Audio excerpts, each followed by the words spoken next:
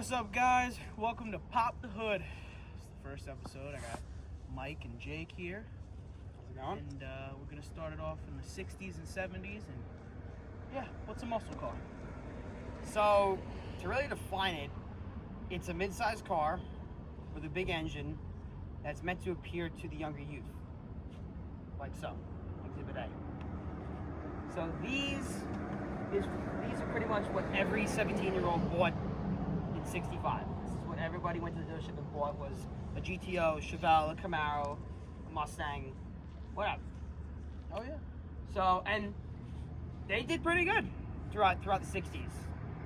I mean, most kids smack them up. And, you know, Drag racing. Drag racing. Yeah. Drag This racing. car was a race car. This thing used to race on Deer Park Avenue, and it used to race at National Speedway. This is my grandfather's car. That's now mine. This is a two-time National Speedway winner. Two-time National Speedway winner. You don't see these. This car is a very special car. Show it off? Nah. We'll show off. We'll throw it up. Do on that at the end. We'll We'll We'll show it off there. at the We end got a little original bit. footage, too. Yeah. It's up on YouTube. But this car has been in my family since new. My grandfather bought this new in 65. Again, raced it, street raced it.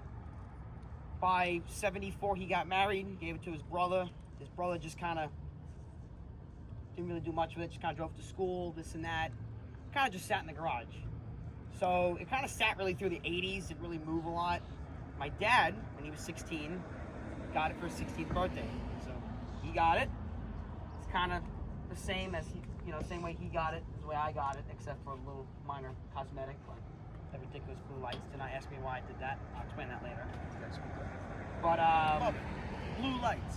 yeah, it looks like an ambulance, but I do not care. I love it. I'm trying, because I was trying to go back to like 70s retro. Yeah. So that was sort of the look. But anyway, so by like the 70s though, they sort of kind of fell because of the gas crisis and insurance rates going up, and pretty much sort of phasing out the muscle car because motors became less powerful, compression ratios were lower, and they took lead out of fuel. They still had a good bit of torque, though. They still had a good bit of torque. They had a good, decent power to weight ratio, I guess, to some of them. You know, what I mean, It wasn't nothing like no, Nothing crazy, but it's... No. mind-blowing. No, I mean, they weigh. I mean, half those cars, I think, by 75 weighed what, over 4,000 pounds. Boats. They were all Boats. boats. Huge. This looks like a boat. This thing only weighs 3,400 pounds. That's it. It looks gigantic, but It's long but light. long but light. It is light. Mm-hmm. Yeah. So, I guess really by sort of now the 80s, Fox body Mustang. Fox body Mustangs, there was IROC-Z Camaros, and Firebirds. But at the same time, though, now they're trying to compete with the Japanese market because a lot of the vehicles were, good for gas mileage and low on emissions and stuff. So, although some of these cars looked cool, they really didn't have the performance that, Back them up. to back Yeah. them up really. So they were kind of slow, but they look cool. And- Mitsubishi. Yeah, Mitsubishi. Mitsubishi was that was a big turn because they had the new Mitsubishi Starion. You had like Fast and Furious era. No, the JDM no. shit. You're talking 2000s. We're still in the 80s here. Yeah, Late yeah. 90s.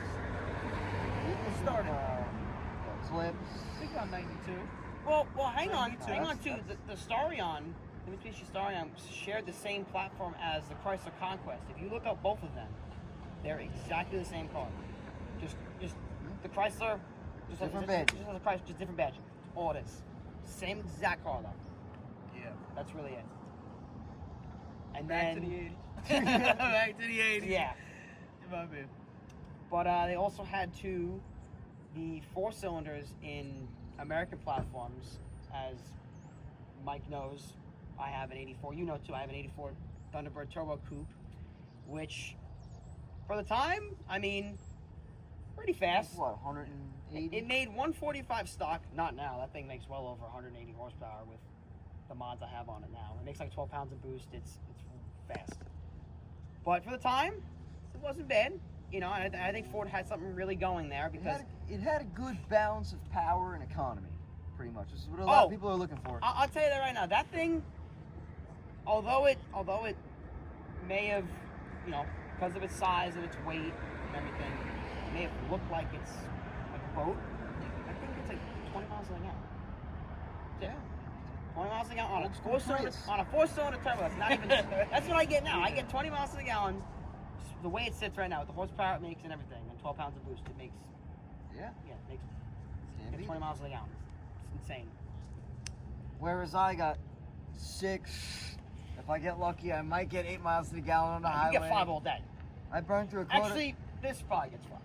all right, I did a lot of. That's I did worse a than fair a bit of- Hemi. That's way That's worse than a Hemi. than a Hemi. That thing is. Listen, I did a fair bit of driving today. I went from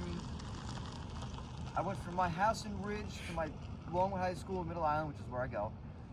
Then I went to my BOCES school out in Riverhead, came back to my house, and then I came out here. I went through about a quarter tank in one day. One day. That's This great. probably burned half a tank getting here, I bet. Like I only drove it 10 minutes from my house to here, and then you don't move like this much. It was like, whoop. You I'm can- like, you I can just watch it move. you watch it move as you accelerate. Just keeps That's going. nuts. But you That's gotta great. remember though, back in the '60s and a little bit into the '70s, Nobody cared about gas yeah, mileage. you weren't focusing It on was that. all about big horsepower, going fast, and looking good. Yeah, all people That's- want to do is stop, look pretty good. They just want to stop on the skinny pedal. On the skinny They pedal. want to hear them tires fucking break loose, get going, and they want to look cool doing it. You Also, know? where did anybody go? Nobody go nowhere. What are you talking about? Now? I'm talking about in like the 80s and shit. Oh, 60s. Where the fuck do people want to go? You know? I mean, they were still street racing on the street in the 80s, but it was still this stuff. It was though. still Right. the It It older. was still the older stuff.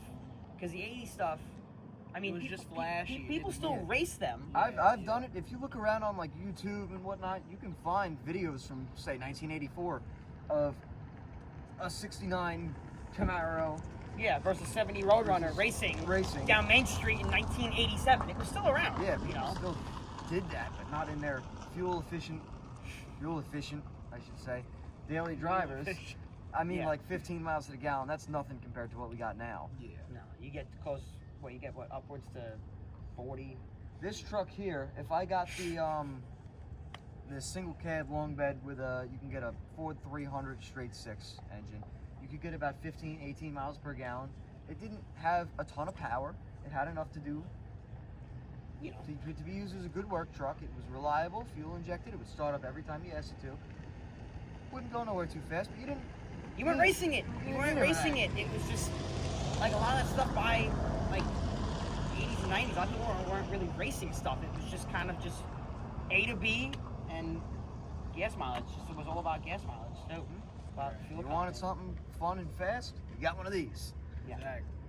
And then you're stuck in a money pit like me, and spending, God, who the hell knows, $2,000, $3,000 a week or something like that, on something like this. More than you make. More than a you lot make. more than you make. I mean, I make okay money now in the shop I work in. Wish I had more money because this is a lot of money. Keep it on the road. The motor alone, I put $4,000 into, $5,000 into. It still needs work. Oh, I'm building a whole new engine for it anyway. It's getting a whole new motor. That's gonna be probably $7,000 or $8,000 when it's done. But that It'll won't go be- pretty quick. It'll go sound nice. It'll go. be a lot faster than what it is now. Because this is just kind of like cruiser sort of thing. Just kind of go to a show or In get, this case, get ice cream. In this case, a podcast.